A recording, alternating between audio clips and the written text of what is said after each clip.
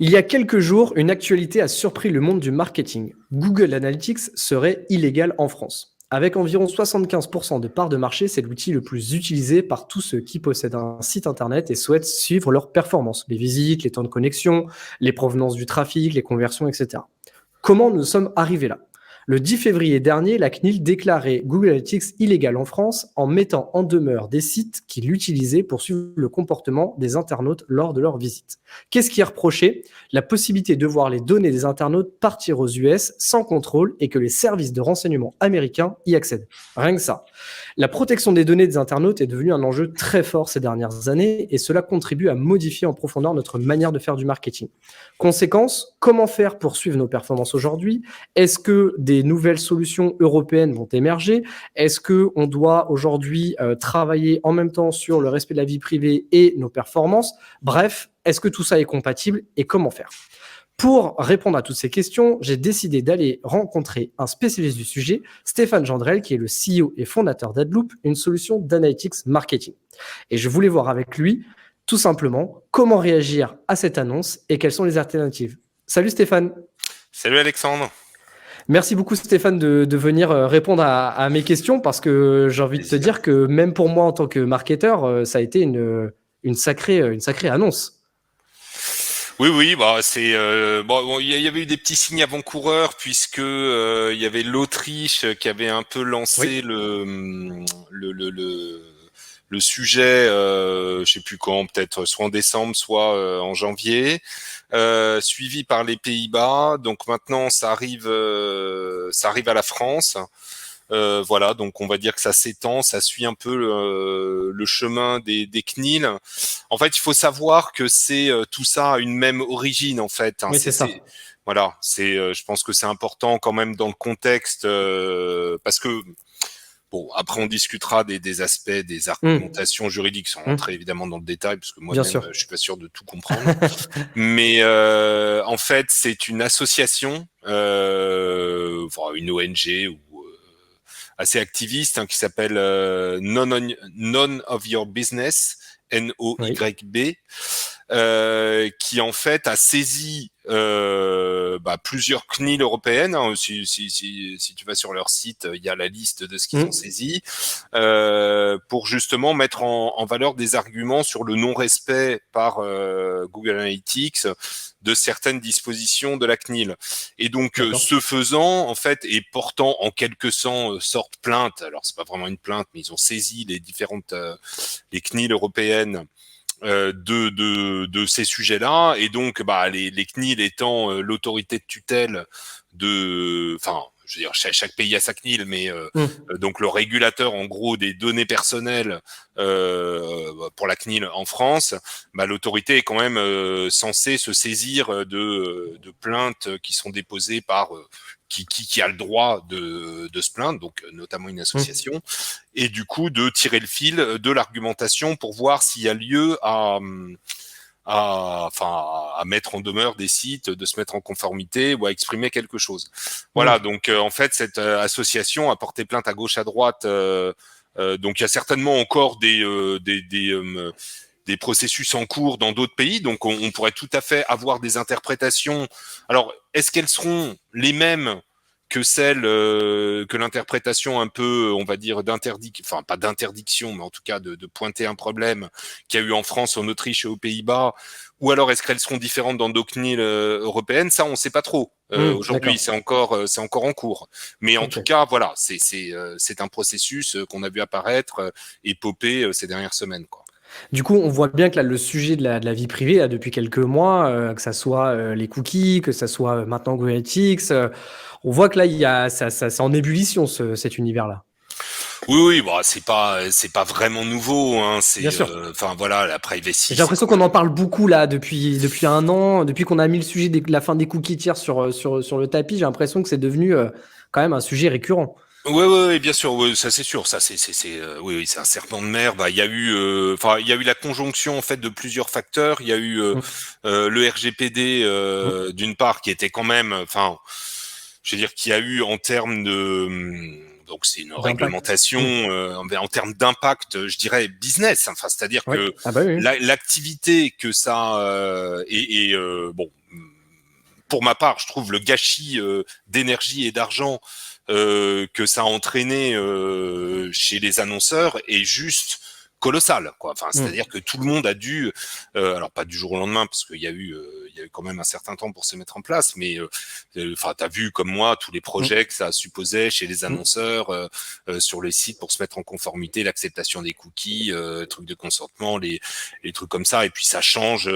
Enfin, comme la CNIL émet des normes, et puis les autres CNIL européennes émettent leurs normes, et que les normes, enfin, évoluent. Hein, par exemple, que le bouton de tout accepter, tout refuser doit être exactement le même. Bon, voilà, ça c'est ces sujets qui reviennent sur la table. Et puis à côté de ça, il y a les navigateurs qui disent on va arrêter d'accepter les cookies tiers. Et à côté de ça, il y a la directive e-privacy qui est en discussion à la communauté, enfin Commission auprès européenne. à la Commission européenne.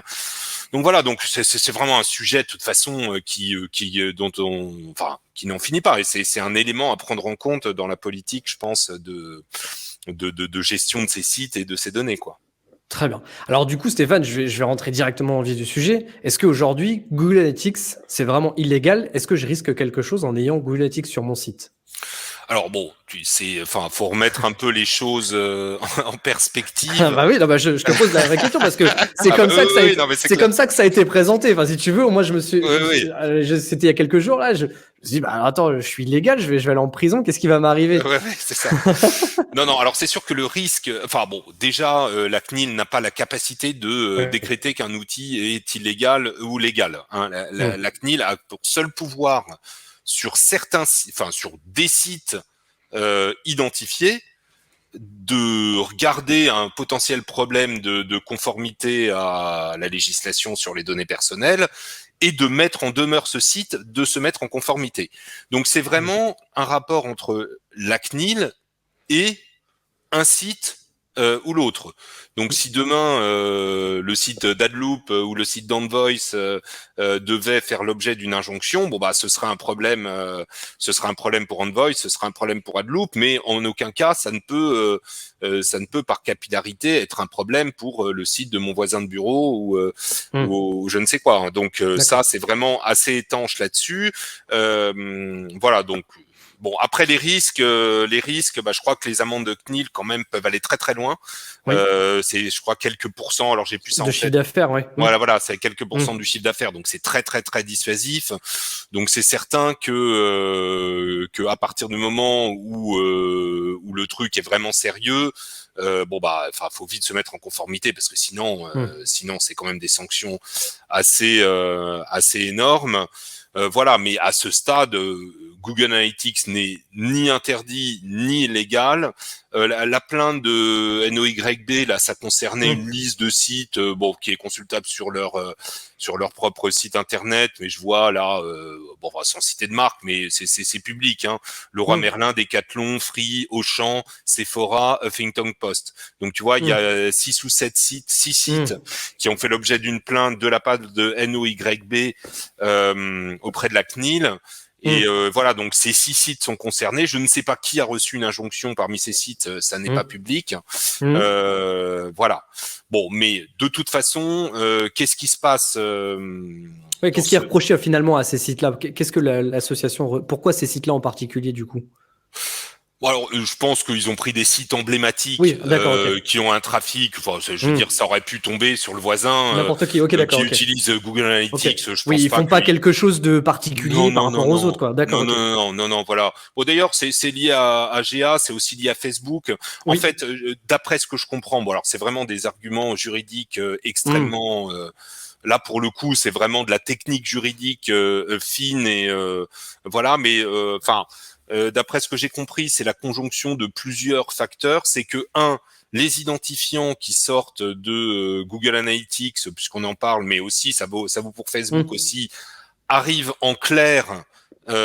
Puisque en fait le truc qui est reproché, c'est que Google Analytics ou Facebook partage les identifiants de toi et de moi avec le reste de son écosystème publicitaire. Donc en gros, que les données de visite Google Analytics puissent servir à alimenter le ciblage de Google Ads, de Google Display, de YouTube ou de je ne sais quoi. Et donc c'est la même chose pour Facebook, où en gros les identifiants Facebook pourraient alimenter le ciblage Instagram et les choses comme ça. Donc c'est vraiment ça qui est reproché. Et c'est reproché. Et pourquoi ça pose problème? Parce que on pourrait se dire bon, si c'est en clair mais que l'utilisateur consent, ça pose pas de problème puisque l'utilisateur est censé avoir un consentement éclairé. Mais si tu veux, le problème, c'est que les entreprises américaines, donc là il y avait aussi une confusion. C'est pas une question de l'endroit où sont stockées les données. C'est vraiment une question de, je dirais, de compétences élargies. Les États-Unis considèrent que toute entreprise américaine où qu'elle opère ou que toute transaction en dollars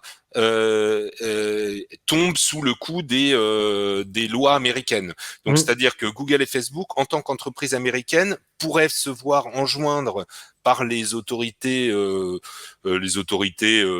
gouvernementales de livrer des données et de donner accès à des données personnelles. Voilà. Et donc, c'est ça qui pose problème à la CNIL, parce que il y a eu en 2020, alors je ne sais pas si c'est une invalidation ou un arrêt parce qu'il y avait une échéance de ce qu'on appelle le Privacy Shield, qui sont en fait une négociation entre l'Union européenne et les États-Unis sur justement la privacy. Donc tant que ce Privacy Shield, qui est en cours de renégociation, n'est pas en place, potentiellement le gouvernement américain pourrait aller regarder. Tout ça, c'est en gros, c'est vraiment de la théorie, c'est de la théorie juridique et ça n'a, et c'est une interprétation d'après ce que j'ai compris, parce que je lisais l'autre jour là un article d'un directeur juridique du GEST là, qui est un groupement des grandes entreprises là de technologie. Donc pour le gars, c'est manifestement de quoi il parle, et où il disait que le raisonnement de la CNIL pour mettre cette injonction était en fait complètement faux. Voilà, donc pour lui, en fait, il y avait même pas à interdire Google Analytics, ça n'avait pas. Donc je pense que ce qui va se passer, c'est que, j'imagine, c'est que les entreprises en question, qui sont quand même plutôt des grandes entreprises, vont faire appel à leurs avocats, que leurs avocats vont challenger la décision de la CNIL auprès des tribunaux administratifs, donc ça va peut-être remonter jusqu'au Conseil d'État, et que là le Conseil d'État se prononcera sur l'interprétation de la loi par la CNIL. Mais ça, je veux dire, tu n'auras pas de décision avant X temps. Donc je dirais, moi, aujourd'hui, évidemment, tout le monde fait un peu les choux gras de ce type d'annonce, parce que ça fait parler, et puis il y a un petit enjeu.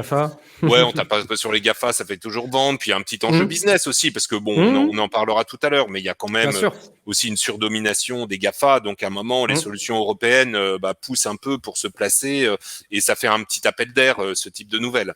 Mais bon, de là à dire que Google Analytics va être illégal et interdit, je veux dire, on en est, mais alors très très loin. Et pour moi, honnêtement, je pense pas que ça arrive. Et d'ailleurs, je pense même pas que ce soit souhaitable, parce qu'après, on a vu, excuse-moi l'expression, mais le bordel que ça a créé, la mise en place des consentements cookies, consent management, tout ça. Je veux dire, ça a coûté beaucoup beaucoup d'argent aux entreprises, et pris beaucoup de temps. Collectivement, enlever Google Analytics, qui a une part de marché absolument colossale, je crois que c'est 70% des sites. Ouais, 75, j'ai mis. Ouais, 75. Donc, tu vois, moi, j'avais même un chiffre en dessous. Donc, je sais pas si t'imagines, s'il faut changer. Je veux dire, ça devient, c'est délirant. Donc, en tout cas, en tout cas, tu m'as fait la transition, c'est que ça a quand même agité un peu les neurones de tout le monde. Et ça, c'est du coup c'est intéressant, parce que finalement, on se dit, il y a toujours cette dépendance un petit peu au GAFA, cette non-maîtrise de tout ce qu'on peut avoir en termes d'annonceurs, de marketeurs, mais aussi d'un point de vue européen, VS américain, comme tu disais, avec toutes ces lois, il y a énormément de choses autour de ça.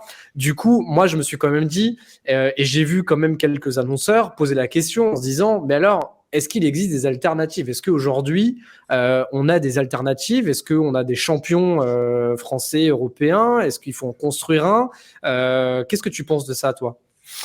Bah, bon, enfin, en construire un, ça dépend de solutions qui vont Oui. l'offrir. Donc, Mm, c'est souhaitable d'avoir en Europe des champions et des bonnes mm, alternatives aux GAFA. Ça, je mm, crois que mm. tout le monde en conviendra, ne serait-ce que pour exister globalement sur ce marché qui est quand même un gros enjeu. Oui, bien sûr, il existe des alternatives à Google Analytics. Bon, enfin, AT Internet là qui a été maintenant qui s'appelle Piano Analytics. Donc bon, c'était européen, mais alors ça vient de passer sous, enfin en tout cas sous je sais pas si c'est sous pavillon japonais, mais Piano c'est des Japonais qui ont racheté AT Internet. Il y a aussi l'ex Piwi là qui s'appelle maintenant Matomo. Voilà, qu'il a pour le coup, et je pense une solution gratuite. Hein. AT Internet, c'est plutôt payant, il me semble. Je sais pas s'ils ont encore une version gratuite, Mhm. mais en tout cas, c'est plutôt payant. Donc, des alternatives en termes de solutions d'analytics qui n'appartiennent pas à des solutions, à des entreprises américaines. Mm. Il y en a. Ok. Voilà. Après, changer, c'est jamais facile non plus de Mm. changer. Voilà. Alors, on peut le faire. C'est faisable. Hein, voilà. Euh, mais donc je pense qu'il y a des alternatives. Je pense que c'est souhaitable de développer ces alternatives. Après, voilà, chacun doit aussi pouvoir trouver chaussure à son pied et utiliser le type de Mm. solution qu'il souhaite, quoi. Ok. Et du coup, donc par rapport à Google Analytics, j'étais assez effectivement, je partage un peu ton point de vue sur le fait qu'avec cette ultra dominance, c'est un outil qui est gratuit, qui du coup remplit des fonctions intéressantes. Euh, Est-ce que du coup, il y a des choses à mettre en pratique pour justement éviter de se faire taper sur les doigts? Est-ce que c'est à Google de faire ce travail-là? Concrètement, quand je suis un annonceur, si j'ai un petit peu peur de ce qui peut se passer, est-ce que j'ai des choses, moi, concrètes à mettre en place? Alors, enfin, dans ce qui est l'argumentation là qui a été retenue pour ces injonctions là de la CNIL, il y a rien à faire. C'est D'accord. exclusivement à la charge de Google et D'accord. à part abandonner la solution, l'annonceur ne peut rien faire puisque ce qui est reproché, c'est un fonctionnement interne à GA. D'accord. Voilà. Bon, après, faut quand même dire que parce qu'on parle aussi d'exemption CNIL. Là. Il y en a un certain nombre qui dit, nous, on est une Mmh. solution, un certain nombre de solutions qui disent, on est une solution exemptée de consentement par la Mmh. CNIL. Il faut savoir que pour bénéficier de l'exemption, il faut vraiment faire une configuration extrêmement particulière et extrêmement restrictive,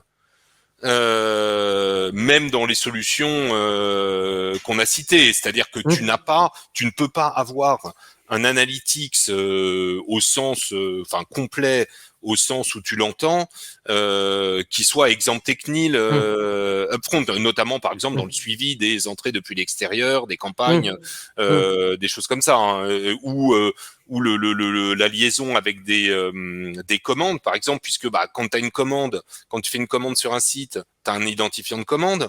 L'identifiant de commande, il est quelque part dans un Mmh. CRM relié à toi ou Mmh. moi, enfin une Mmh. personne Mmh. Mmh. qui a Mmh. fait la commande. Et donc le fait de pouvoir relier un numéro anonyme de cookie et un ID de Mmh. commande qui amène à un nom, bah, tout ça, c'est une chaîne qui n'est plus privée. Donc, si tu Mmh. veux, tu vois ce que je veux dire. C'est-à-dire que si tu as un Mmh. analytics qui compte juste les pages vues, les Ça sert plus à visiteurs, grand chose. Mmh. et enfin, tu vois, à un Ouais. moment, à quoi ça sert? Mmh. Donc, ce que je veux dire, c'est que, bah voilà, il y a du consentement, faut faire les choses bien, faut demander l'autorisation aux internautes de les suivre, et puis respecter la loi, et puis voilà. Mais Mmh. à un moment, Mmh. si tu veux faire de l'analytics, je veux dire, il faut quand même pouvoir au minimum Il faut de la donnée, identifier quoi. les gens. Il faut de la data, quoi. Il faut de la data Mmh. consistante. Mmh. Mmh. Voilà. Enfin, ne serait-ce que pour rendre un bon service aux utilisateurs. Mmh. Tu vois ce que je veux dire? C'est-à-dire tous ces trucs de privacy. Enfin, moi, je trouve ça très bien. Enfin, je veux dire, il faut protéger la vie privée, il faut limiter les dérives. Ça, il y a, c'est totale certitude là-dessus. Mais à un moment, c'est-à-dire que aller trop loin, ça revient aussi à pénaliser les gens eux-mêmes. Moi, je dis pas. Enfin, il y a eu des dérives dans le ciblage publicitaire et on en a tous été, ou on continue tous d'en être un peu victimes en trouvant des trucs bizarres de retargeting, où tu recherches un truc sur un site et sur un autre site t'as rien à voir. Tu vois le produit que t'as recherché. Bon, tu te dis oulala, je suis suivi. Mais à un moment donné, ne plus suivre du tout, c'est aussi n'avoir aucune pub ciblée. Enfin, je veux dire, c'est voilà, si on me propose du maquillage pour femmes, des robes ou je sais pas, des séjours de troisième âge, bon ben peut-être que moi ça va pas m'aller et que je préfère avoir des trucs qui sont plus en rapport avec mes goûts. Donc enfin c'est toujours une balance quoi, hein, je trouve. Ouais. Et en plus, c'est marrant l'exemple que tu donnais sur la commande et les CRM, etc. Parce que j'ai vu par exemple une entreprise comme Salesforce qui est aux États-Unis possède aussi du coup entre guillemets des données, des datas de ses clients, et donc du coup si tu peux relier, donc au final en fait tout l'écosystème, toutes les boîtes et tous les gros SaaS et toutes les entreprises qu'on utilise et tous les outils de marketing qu'on utilise sont la plupart sont aux États-Unis. Donc en fait au final on peut presque plus rien faire. Non mais là c'est si l'argument qui est soulevé là pour Google Analytics est jugé recevable, c'est en Europe on ne peut plus utiliser de solutions AdTech ou MarTech appartenant à des entreprises américaines. Donc Impossible. quasiment Que les données soient stockées en France, en Europe ou aux États-Unis. Enfin, je veux dire, l'endroit de stockage des données n'a rien à voir là-dedans. C'est la nationalité, l'endroit où est immatriculée la société. Donc, toute société immatriculée aux États-Unis, tu pourrais plus, dans l'AdTech, MarTech, plus acheter la solution. Donc, bon, à un moment, c'est quand même aller un petit peu loin, quoi. Ok. Pour l'hypothèse du gouvernement américain qui voudrait regarder des numéros de cookies européens. Enfin bon, faut pas déconner quoi. Du coup, c'est vrai que on a l'impression que voilà que aujourd'hui, quand on veut faire du marketing, on a cette dimension un peu responsable. Est-ce que parce que du coup, il y a à côté le respect de la vie privée, il y a le côté, comme tu le disais aussi, faut faire attention aussi en termes de publicité. Aujourd'hui, il y a eu trop d'abus, il y a eu trop de dérives, et donc du coup, on essaie de faire les choses à peu près proprement. Est-ce qu'aujourd'hui, on peut dire qu'on peut faire du marketing responsable? C'est un terme qui commence un peu à arriver. Est-ce que c'est des choses auxquelles toi tu es confronté? Est-ce que y a une volonté voilà d'être un peu plus on va dire engagé par rapport en fait à la vie privée, par rapport au respect, sachant qu'on fait par exemple des métiers de publicitaire, donc forcément par défaut on n'est pas toujours considéré comme des bonnes personnes puisqu'on incite à l'achat. Comment tu vois un peu l'avenir par rapport à tout ça? Bon, c'est-à-dire que le marketing responsable, j'ai du mal. Enfin, c'est une très belle notion. Je dirais, qui ne voudrait pas être responsable? Personne va dire, moi, je vais être irresponsable. Voilà, donc une très belle notion. Je vois pas tellement quelles sont ses frontières, ce que ça veut dire, si tu veux. J'ai l'impression que c'est un peu tu vois, qu'on peut très facilement faire du greenwashing et dire je fais du marketing responsable. Et qu'est-ce qu'il y a derrière je sais pas trop. Donc, je dirais, de toute façon, j'ai l'impression quand même qu'il y a une évolution vers la régulation par la foule. C'est-à-dire que tu as quand même aujourd'hui, avec la caisse de résonance des réseaux sociaux et l'effet d'emballement qu'il peut y avoir, on voit bien que les comportements ouvertement répréhensibles peuvent être très très vite montrés du doigt et entraîner des conséquences hyper dommageables pour les annonceurs. Bon, ça n'a rien à voir, mais on a vu là, entendu parler de campagnes de boycott ou qui ont eu un certain nombre de marques de luxe ou de cosmétiques là, par exemple en Chine, en utilisant des mannequins de telle origine ou des peaux trop blanchies. Voilà, donc, je dirais que je pense que les marques de toute façon sont poussées aujourd'hui à s'auto-responsabiliser dans leur manière de faire, parce que tout simplement la sanction peut être terrible en termes d'image derrière. Donc voilà, donc je dirais le cadre légal doit exister bien entendu, parce qu'il faut bien mettre un cadre. On sait tous quand même que le cadre RGPD et du consentement passe quand même très très loin de l'objectif, puisque les deux plus gros networks d'annonceurs que sont Google et Facebook en fait y échappent, hein. Et d'ailleurs on voit, puisque c'est pour revenir à cette décision de la CNIL, c'est justement parce qu'ils échappent au consentement qu'il y a ces actions qui sont faites.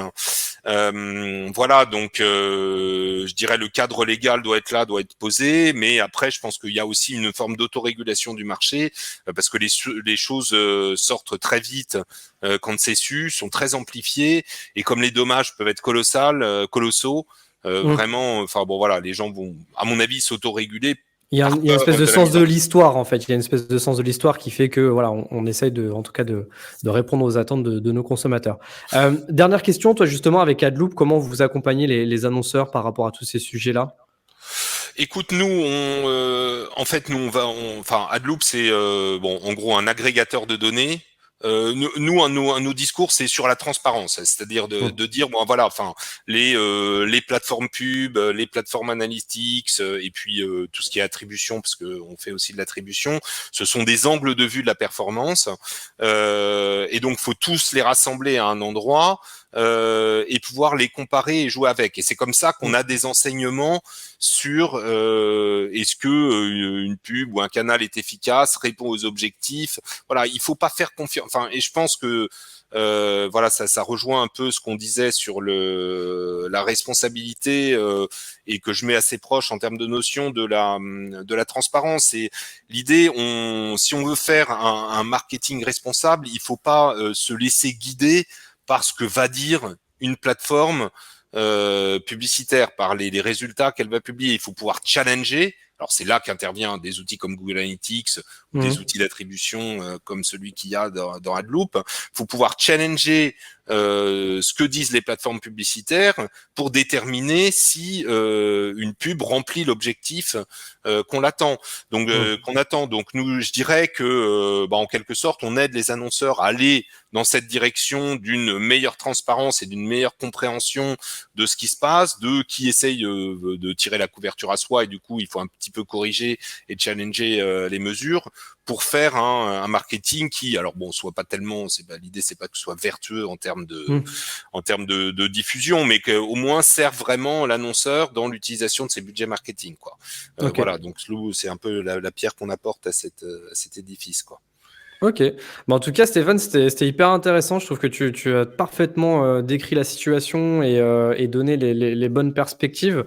Donc, moi, je retiens effectivement un gros effet d'annonce, mais qui derrière est très complexe, très juridique, très politique, très long terme, et qui aujourd'hui rassurera certainement les annonceurs. Mais quand même, je retiens avec une dimension de voilà, il faut quand même pouvoir faire attention à tout ça, respecter effectivement les internautes, respecter la loi et être toujours en conformité pour éviter ce genre de problème, en ayant aussi une démarche du coup de challenger, comme tu le disais avec AdLoop ou d'autres outils, de challenger un petit peu aussi toutes ces plateformes, de challenger son analytics, de challenger ses data pour avoir les meilleures décisions à prendre derrière, quoi. Ouais, et puis je veux dire, l'écrasante part de marché de Google fait que, et puis quand même, globalement, Google fait quand même de bonnes solutions, hein, faut pas, je veux dire, les Google Maps ou les Google Search nous aident tous les jours, donc voilà, enfin, c'est Google Analytics c'est une bonne solution, il y a d'autres bonnes solutions, donc il faut aussi considérer les alternatives. Moi, je dirais que par confort ou beaucoup d'annonceurs ont tendance à aller vers des stacks full Google. Bon, à un moment, et cette décision de la CNIL, ces injonctions de la CNIL, même si à mon avis ça se dégonflera relativement rapidement, ça montre quand même qu'il y a aussi un danger à mettre tous ses œufs dans le même panier. Et qu'à un moment, là, je plaide un peu pour les solutions européennes aussi, dont on fait partie, vous et nous. Voilà, il y a des bonnes solutions en Europe et il faut aussi regarder ce qui se fait en Europe et aller dans cette direction-là, parce que sinon, à un moment, c'est sûr que si au bout du compte, ce qui n'arrivera pas, mais les solutions américaines seraient élimitées du marché. Qu'est-ce qu'on fait? Vous voyez ce que je veux dire. On va pas se retrouver complètement nus. Je comprends. Super.